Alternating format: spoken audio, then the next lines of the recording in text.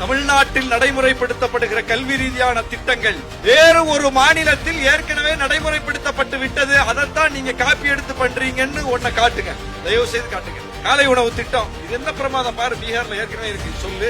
மதிய உணவு திட்டம் தமிழ்நாட்டில் நடைமுறைப்படுத்துவதற்கு முன்னாலேயே அந்த ஊர்ல இருக்கு சொல்லு.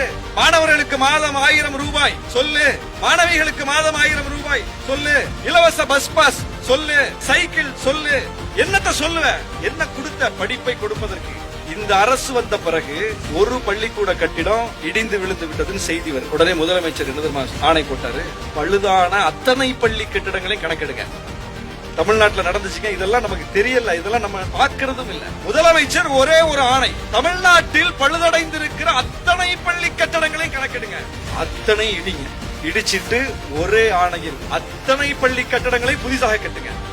8000 வகுப்பறை கட்டிடங்கள் கட்டப்பட்டிருக்குதுங்க இந்த 4.5 ஆண்டு ஆட்சி காலத்துல. 8000 வகுப்பறை கட்டிடம். அந்த அளவுக்கு பள்ளி கட்டமைப்பை, கல்வி கட்டமைப்பை புதுப்பிச்சுக்கிட்டே இருக்கிறோம், நவீனப்படுத்திட்டு இருக்கிறோம். அதுல ஸ்மார்ட் கிளாஸ் கொடுக்கிறோம். இன்னைக்கு ஒரே ஆணையில எல்லா பள்ளிக்கூடத்துக்கும் திறன் வகுப்பறைகள், ஸ்மார்ட் கிளாஸ் தமிழ்நாட்டில் தான், வேற எங்க இருக்கு? அப்ப இந்த அளவுக்கு நாம ஸ்கீமுக்கு மேல ஸ்கீமை போட்டு அரசு நிதியை அவ்வளவா கொடுத்து கல்வியை வளப்படுத்தி மாநிலத்தை நலப்படுத்திக் கொண்டிருக்கிறோம். நம்ம கிட்ட வந்து ஒரு கல்விக் கொள்கைன்னு சொல்லி ஒன்றை புகுத்தினால், அது பிற்போக்கானதாக இருந்தால், அது நம்மை விட பின்தங்கியாக இருந்தால் அதை எப்படி ஏத்துக்க முடியும்?